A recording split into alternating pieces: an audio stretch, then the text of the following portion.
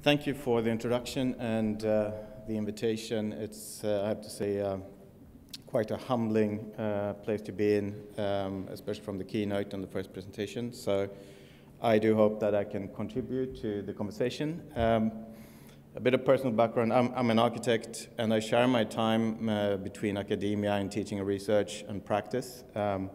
This is something, of course, that I see also in this day of these meeting points.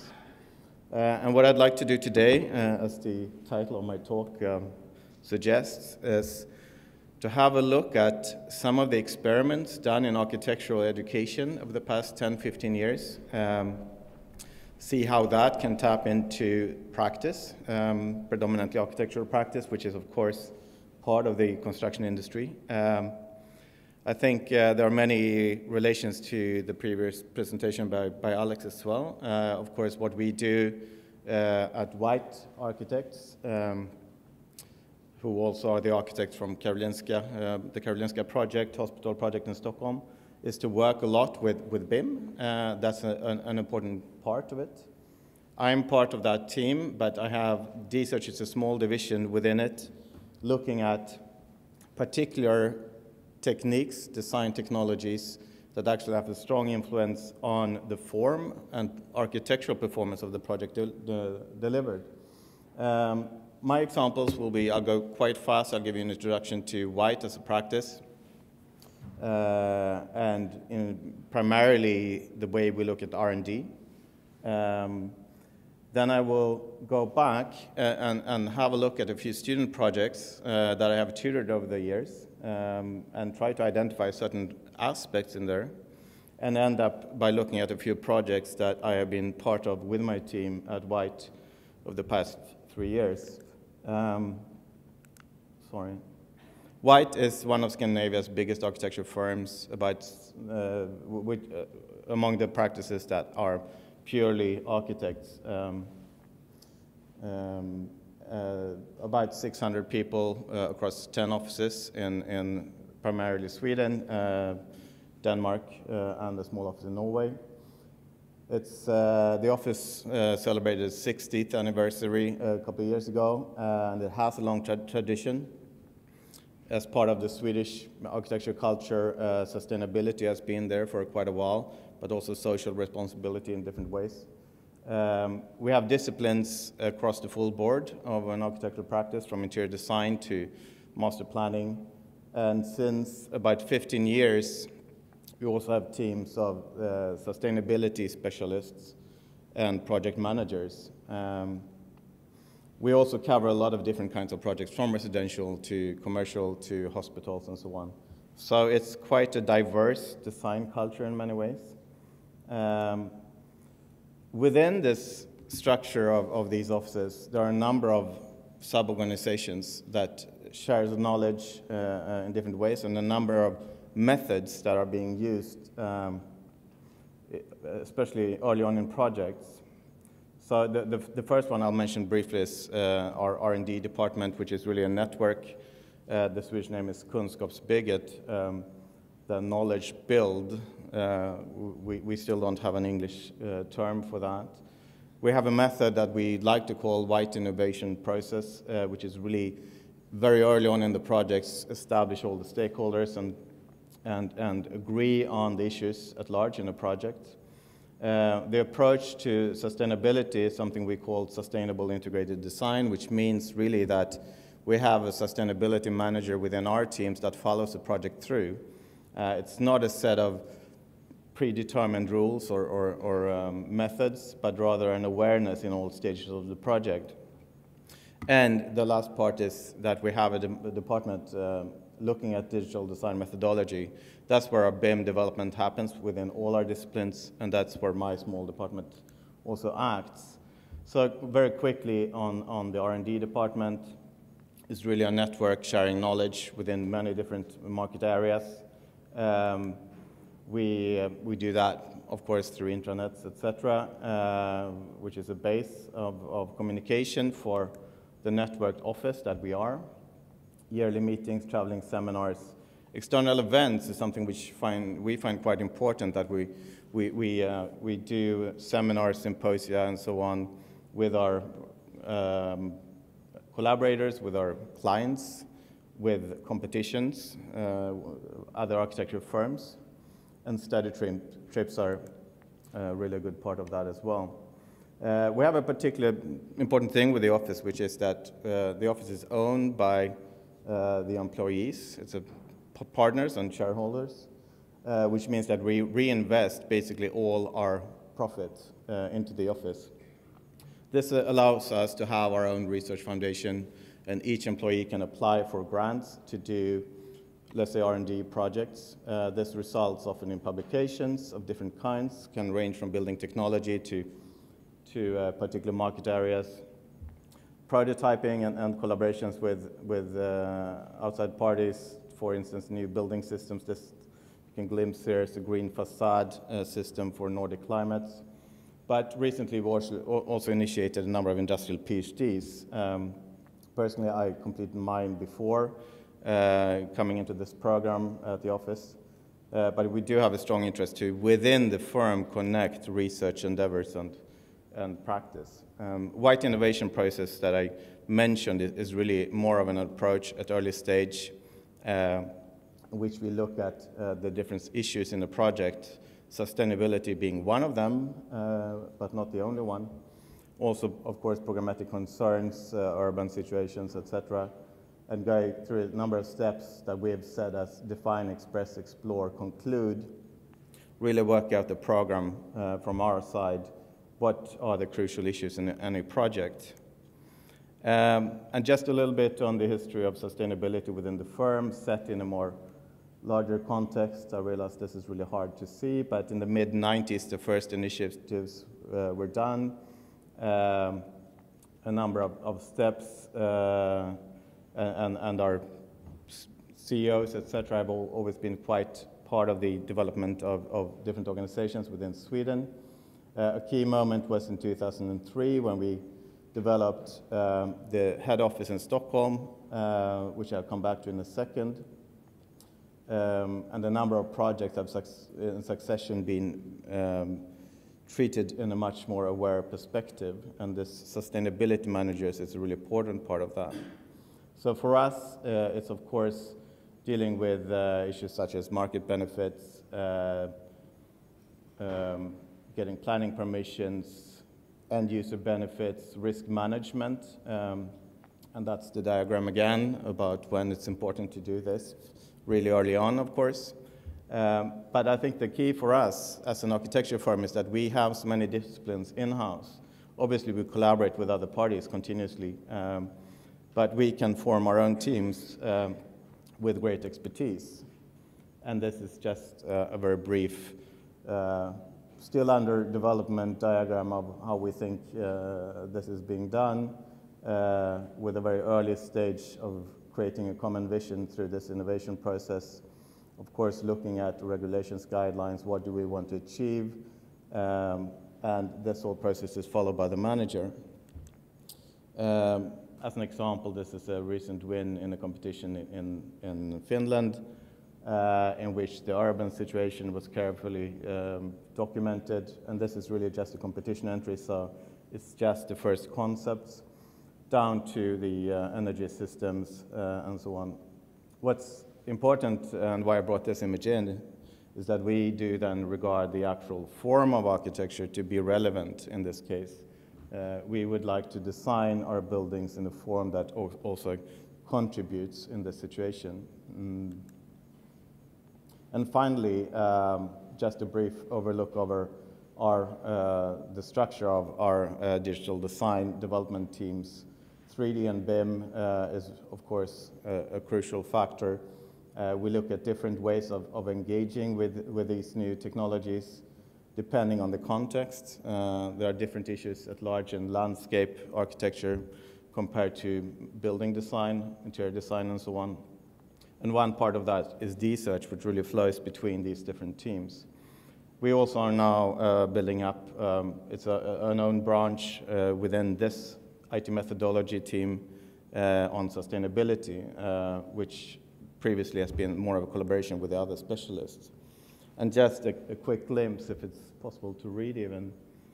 of how we work. I mean, there's the top pinkish layer there is continuous method development, which is really developing new techniques in our software and also bringing in different team members together, and methods for that as established methods that then can be applied in projects.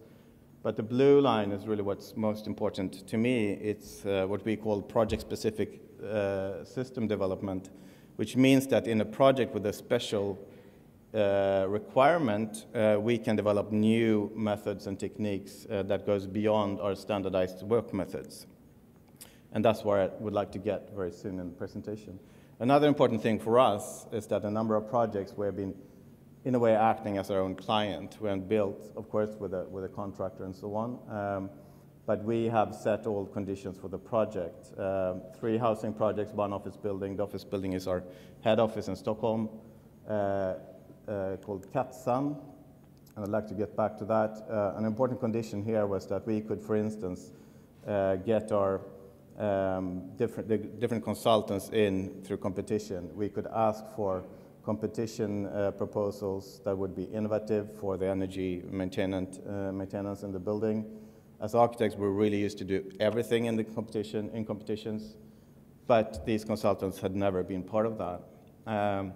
This led to a building that is cooled down by the water just in front of it, in which the actual concrete slabs have an integrating cooling and heating system, and a specific way to look at the ventilation of the building, which, for instance, allows very slow flows of air and so on.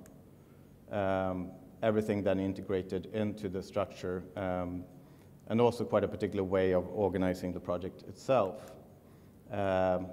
This is the outcome, and this is where I work. We're really happy about it. Of course, as a practice, we're not owning property. We don't have that, so it's later now on its second owner.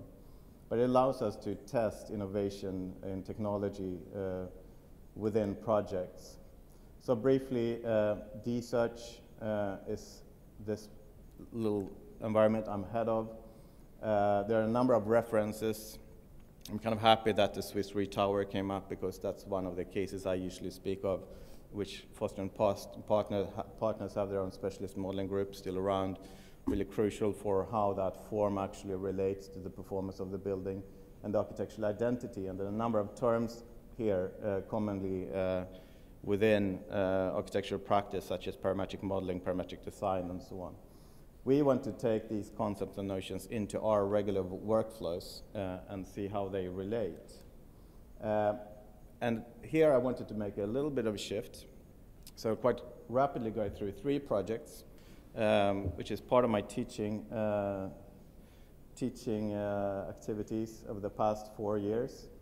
First from the Architectural Association London, and then a project from the KTH School of Architecture. And the point I want to make is really that in these teaching environments, we integrate different issues, of course, but the task for a student is really to develop a cohesive, a coherent proposal of a building, employing design techniques and technologies such as BIM and parametric design, but also not limiting themselves to that, but be able to work with, for instance, material experiments and so on.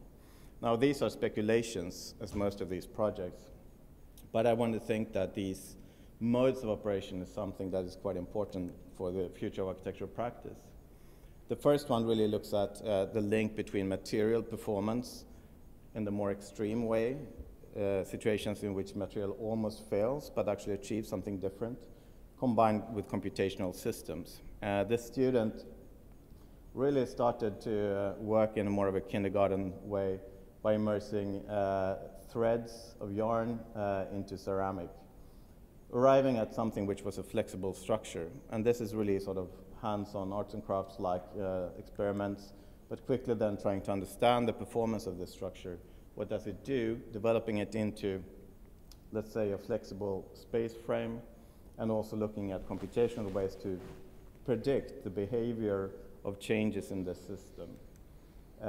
Going through a series of material experiments that would more refine it step by step, he would then look at a fabrication system for this, casting these members, replacing that yarn with perhaps steel wiring, where at the later stage actually suggesting carbon fiber, woven carbon fiber structure, something which he could not explore materially in the context of a design studio at the school, but could look at precedences for.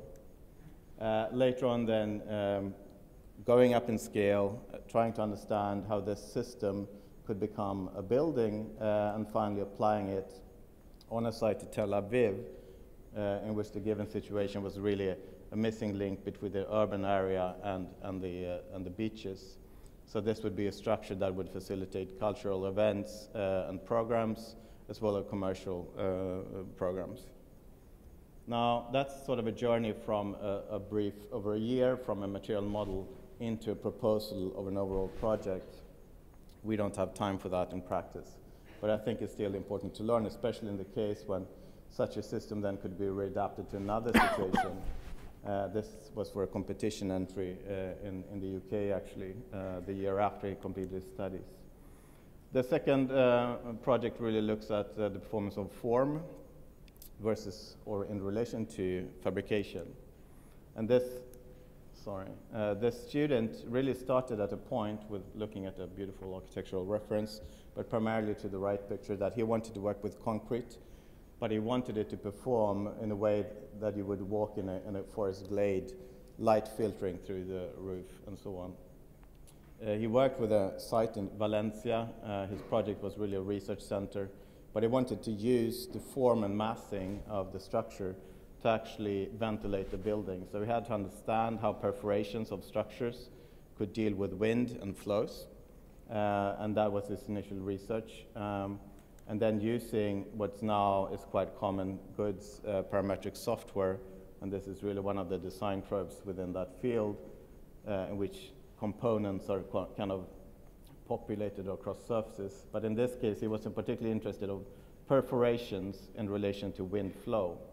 So those were a series of studies, also going to massing, trying to understand how wind would flow through these kind of structures, and eventually also to fabrication, in which he would employ CNC mills and routers to do formwork, to at least get to the point of having one cast element.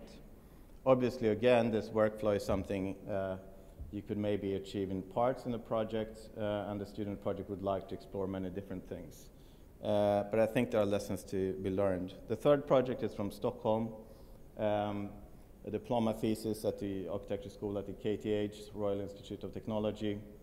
A student interested in the recent emerging industry of microalgae and trying to look at the architectural opportunities. Now, microalgae can be produced in different ways. We know it can be biofuel and so on. In smaller scale, it's really valuable for medicine. So this would be a plant linked to an energy from waste facility nearby, using the excess carbon dioxide to provide conditions for growth. Now, in this case, an important criteria was really the form of the building, to expose it to the sun, because that's the second most important feature for the microalgae, and a formal exploration in which also the solar radiation levels were studied, and structure, linking that design concept to structural models, and also an understanding of the overall technical systems integrated in the project. And finally arriving at the design, which, while speculative, had quite a bit of technological underpinning, and also would act as a public center for displaying these technologies and creating a sort of a visible feature in the city. When I move back to practice then, some of these design techniques can seep back into what we're doing. So I'm quickly going through 3 projects again. The first is a winning competition for a square in Uppsala, about an hour's drive by train from Stockholm, in which we worked with a square, and one of the primary features is this public furniture, bench or a couch ranging 65 meters across the square. The issue here is really a different one, perhaps. It's really about creating a social situation for occupants here that joins cultural events with commercial activities.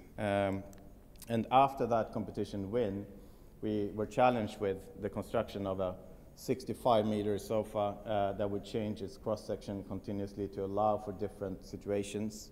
And this is a work in progress. What we're doing is that we're developing a model, a system that integrates all the, let's say, structural elements and still allows us to make certain changes to the form. And that part is still running. We're doing a series of studies and different principles for how this could be developed, but we also have to go into prototyping. On one hand, in small scale, to understand how parts comes together.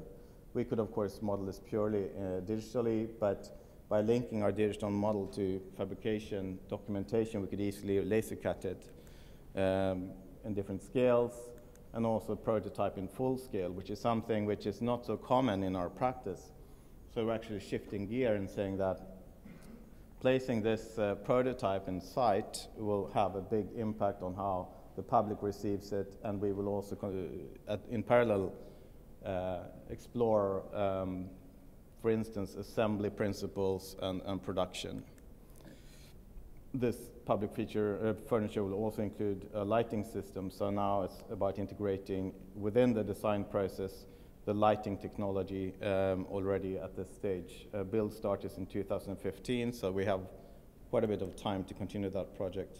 The third example is a project in Gothenburg, Johanneberg Science Center. I go really quickly through this. Also competition win, currently being developed. It's, let's say, a place where you have spin-off companies close to the Chalmers University of Technology. And the basis here was really first to look at massing, how that could be facilitating movement across the site, and of course daylight. Of particular interest are maybe this sort of shift between cantilever and pull back parts of the volume.